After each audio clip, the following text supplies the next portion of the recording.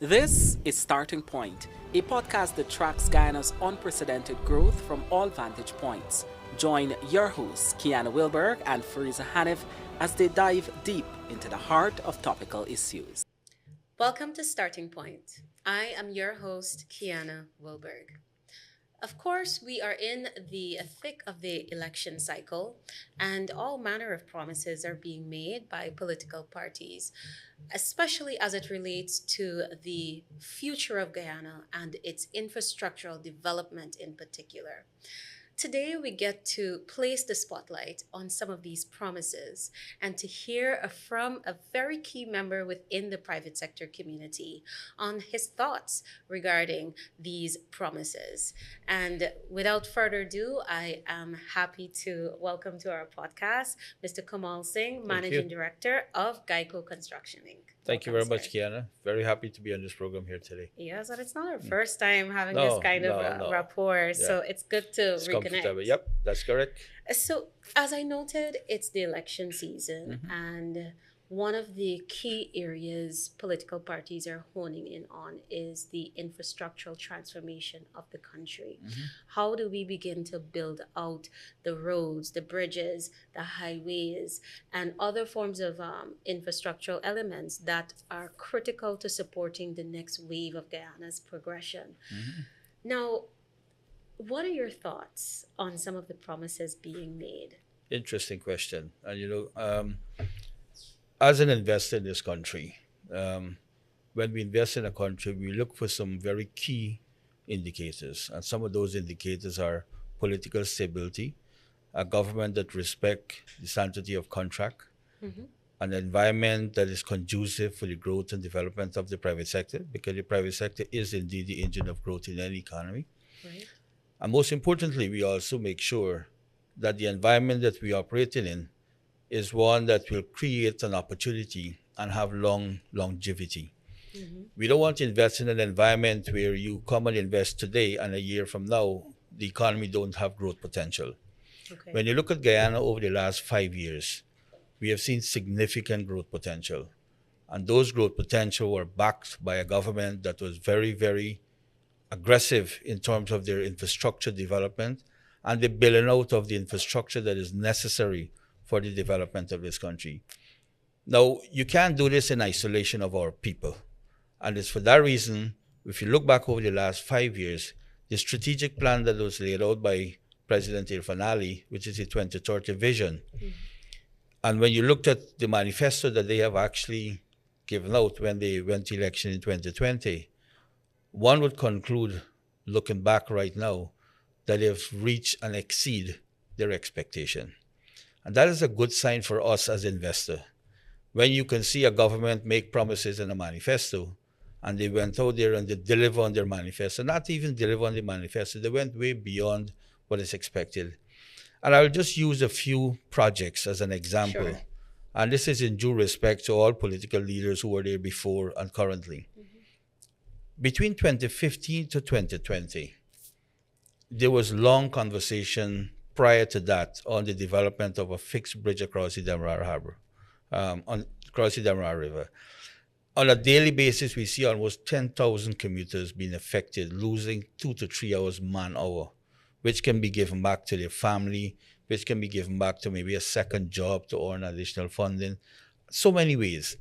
But when you take all of that into consideration, you looked at 2015 to 2020, all that was able to happen within that period is basically a design study to build the new harbor bridge. When you look at 2020 to current now, that is leading into, we had almost a year of COVID. When you look at that harbor bridge, we were able to design it and almost completed, almost 90% completed. Within a month from now, you can walk across the bridge.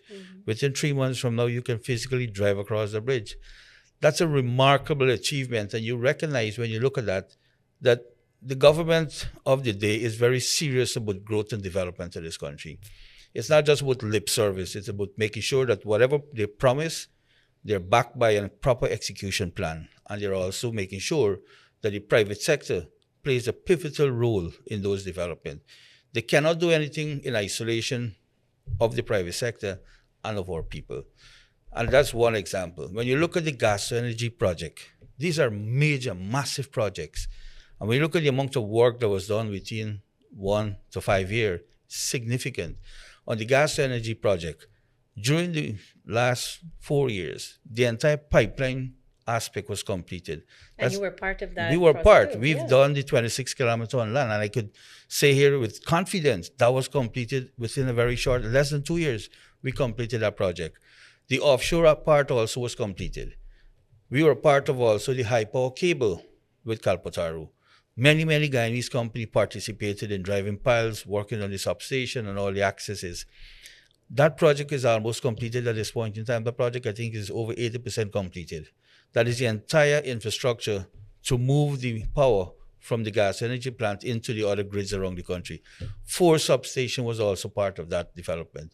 All that is left right now is the actual gas energy power plant site to have all the infrastructure and the equipment put in place. And hopefully within another year, that should be fully completed. When you look at the magnitude of these projects and what was done with the limited resource that we have locally, it is remarkable. So if you listen to this government, and I'll speak to this government for a moment, if you listen to this government promises that they are now putting and hopefully be part of the manifesto in terms of continue the development infrastructure throughout this country, I think from an investor standpoint, we're very confident that those promises and they were not going to be lip services, because they have proven themselves over the last 4 years that they've delivered on their promises. Now, all of these infrastructure, they're very strategic. That's a very key part of it also. They're not willy-nilly doing infrastructure because they need to build out something. When they do infrastructure, it is intended to make sure that people benefit from it, the business community benefits from it, and at the same time, we create a whole ecosystem whereby it can produce sustainable development, sustainable employment, sustainable production, increase our manufacturing sector, and put Guyana in a position where we can actually start exporting product, goods and services. Now, we've been starved over the last decades from producing and manufacturing stuff in Guyana. Even though we have so much resources, we were not able to produce and compete competitively on the international market. And that is simply because our cost of energy was extremely high. It's still high as of today. Imagine we are paying right now between 26 and 30 cents per kilowatt hour. And that's a subsidized number. Government have 0 taxes and duties on fuel. If they add those taxes and fuel right now, you will see that cost gone up to 35 to 40 cents per kilowatt hour. Can you imagine what will happen to the manufacturing sector? Be dead. So hearing and looking around the world that the government is saying energy cost is going to be reduced by 50%, it is an achievable number when the gas energy project is completed. Because if you look around the world, many countries are actually bordering between 10 and 15 cents per kilowatt hour, and they're competitive. That will put us in a very competitive environment. And for that, when you look at the gas energy project, when completed, the manufacturing sector will see a significant growth in it. Now, if we get growth in our manufacturing sector, obviously we can be in a net export position. What do we do with the net export? That brings us now to making sure that we have the right port facility, we have the right regional network and international network to make sure that our goods and services can be now traded on the international market. And that is why you see government putting almost $5 billion on a port facility in Parika, strategic location, to make sure that that facility is up and running by the time the manufacturing industry gets up. I know you have it here, so we'll talk a little bit, but I just use it as a reference. Yes. But that's why I said to you, these investments that they're doing is very strategic, and that is commendable when you look at it from a private sector standpoint. The way governments are approaching these investments is very commendable, because it's not isolation of just an infrastructure. It's taking into consideration the people, the environment, the ecosystem, and the private sector into consideration. So it's an entire network that you're seeing being built out. Correct. To support the transformation over the years. Correct. Now, the opposition, on the other hand, and as you know, during this season, everyone will be competing and vying for the attention of the electorate and saying that their plans are better. The opposition, AFC in particular, has said that they want to do a network of roads and bridges. I think I know one of the plans that they also want to do is to create a light railway system and to do a Grand Central Station. And the APNU has some similar plans. along route networks and so forth. What's the feeling of the business community where the opposition's plans are concerned? You see, Is there confidence? it's good to know sometime when we look at some of these national projects, we get support of the entire political arena or parties. National projects should be seen as project that benefits all of our people. And for that, as an investor, as a Guyanese, I would love to see political parties, when it comes to national projects, supported. The Harbour Bridge, for example, Gas Energy, the road leading to Latem. All right. So if you're hearing that coming from opposition, it's good to hear, because it sees that they're all thinking in the same direction for the country. But one needs to be very cautious when leading into election. If you look at historically, leaders come out and start shaking people's hands 3 months before election. All right. Now, this society that we have currently and our voting population, and I will say our entire population, is a very educated population. Our population is no longer the population that we had 10, 15 years ago. We will just listen to you telling them things a couple months before election, and they believe in you. Our population right now is educated. They have vision. They've been invested in this economy. The amount of cars that coming into this country right now is not being financed by foreign funded coming in by families. It is our local, ordinary people, ordinary citizens going to the bank, taking a loan, buying cars, building their home. So they're investing also into this economy. So they have a vested interest in making sure that who they put as their leader really and truly deliver on the promises. We have seen lip service in the past. All right? Nobody wants to go back to lip service. If you're coming to the table right now and talking to our Guyanese want to hear tangible promises. And our Guyanese also want to make sure that when you tell them you will do X and they look behind your shoulder and they look back, you have proven track record. All right? And I'll implore on all Guyanese, make sure that whoever you're supporting, you have a constitutional right to support any political party of your choice. And we all should respect one another when we say we supported X, Y, or Z. Nobody should have an issue if you support a party. That's your constitutional right. But in so doing, you need to make sure that you take very careful attention to who you support, what you support, and who's going to make your future better one tomorrow, not for yourself, but for your children, for tomorrow and for the future. They are the breadbasket. They are the one who's going to lead this country into the future. Whatever decision we make today will affect our children tomorrow. So for that reason, I'm saying we need to be very careful what decision we make whenever we choose a political leader. All political parties will come up with different promises during the election. But if you look back, like I said, we need to look at who have given us the confidence that they've actually delivered on their promise. And for that, we need to look at where Guyana is today. Guyana is at a junction today where we cannot afford to go back to so many places we were in the past. Guyana is at a junction today where it's moving at high speed. The entire economy and financial system in this country right now is moving at high speed. Almost every single Guyanese have a stake in what is happening today. And if this economy slows down tomorrow morning, you will see a lot of people, a lot of businesses get into bankruptcy because of where we are today. And it's for that it's very, very important that we have continuity in where we're heading today. Within the next 5 years, you will see massive transformation if you look back at where we were 5 years ago and where we are today. But do you think the economy would digress if the opposition were to get its hands on the reins of office? If I am looking at where we were in the past and what was happening in the past in terms of competence and where we are, yes, I think we will definitely have a thing. You see, and that's why I said to you earlier, when we have national project, we need to make sure that we support we need to put our political differences aside when it comes to national project. National project doesn't affect just a political party. National project benefits every single Guyanese. All right? So for that reason, we need to make sure political parties, and as long as political parties are pulling and tugging when it comes to national project, definitely as an investor, we'll have question marks around it. If there is changes, what will happen? And we have seen some of this in the past. Some national projects that were pretty much out there, and when government changed, those projects will no longer given the attention that they deserve. So we need to be very careful with that. Not that you don't have confidence, but you need to start proving to the nation that you're supporting some key infrastructure development and national projects that will benefit all of our people. your supporter, all the other political parties support at the end of the day. What are some, since you're talking about that, what are some of the projects that, in your view, require 100% support from political parties, no matter your persuasion?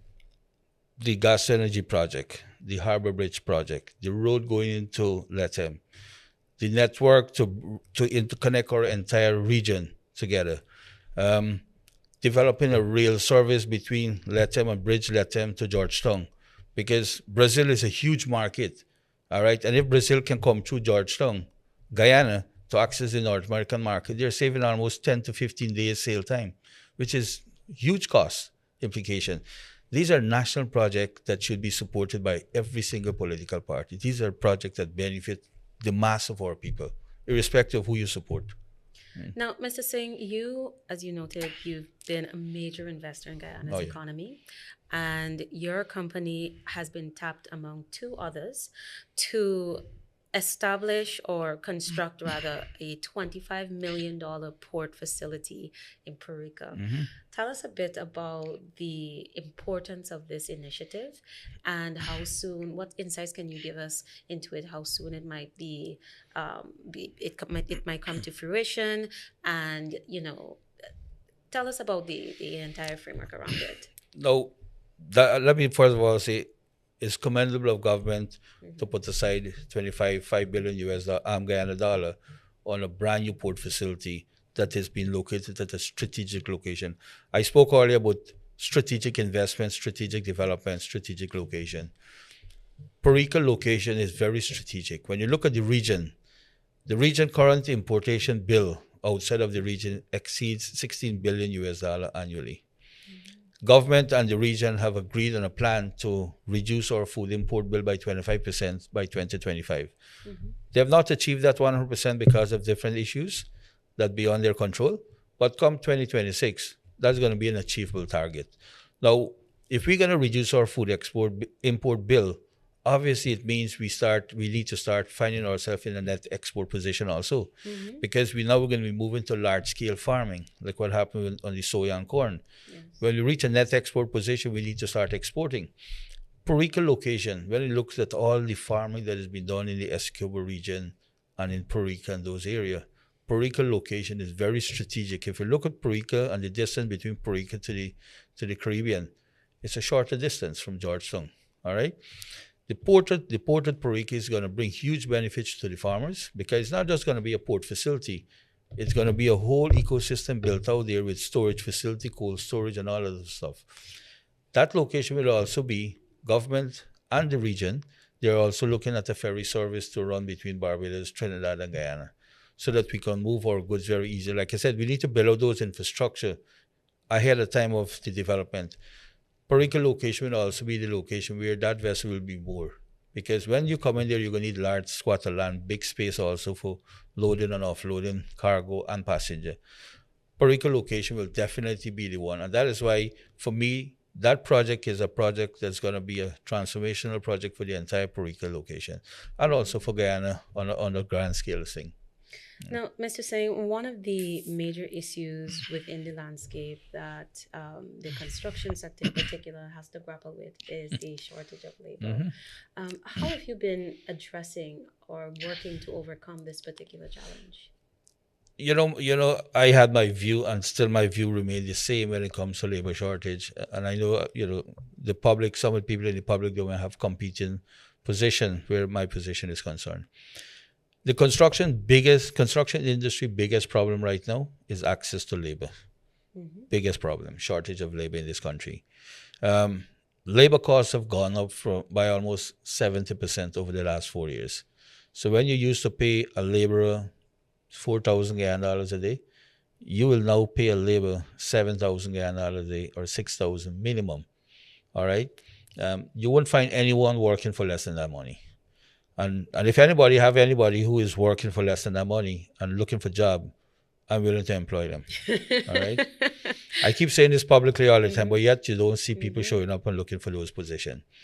Our country have, because of the oil and gas and because of all the infrastructure development that is taking place right now, there have been a migration from people who used to be with you for a long time and migrating into the oil and gas sector. The oil and gas sector pays, obviously, historically and even up to now, is one of the highest paid sector in the industry. All right. When I used to be at Texaco, it used to be the same. And this was going way back into the early 90s. Still remain the same as of today. They tend to attract more. But because of the high demand right now, you find a lot of private sector companies now need to compete and match those salaries. All right. And if you don't, you can't retain your employee. Because of that, a lot of people who are not skilled or have the right skill set is now, getting into the private sector environment, and we now need to start training. Now, in the private sector, we have had significant costs that we cannot recover easily.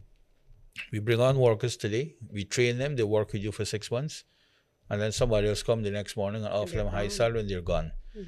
It's a good thing for working force. I could tell you that. I just love it that our workers now can earn more money. They will have more disposable income, so they could better themselves, in terms of their lifestyle. But it's also having a negative impact on businesses. Take these businesses on Regent Street, for example.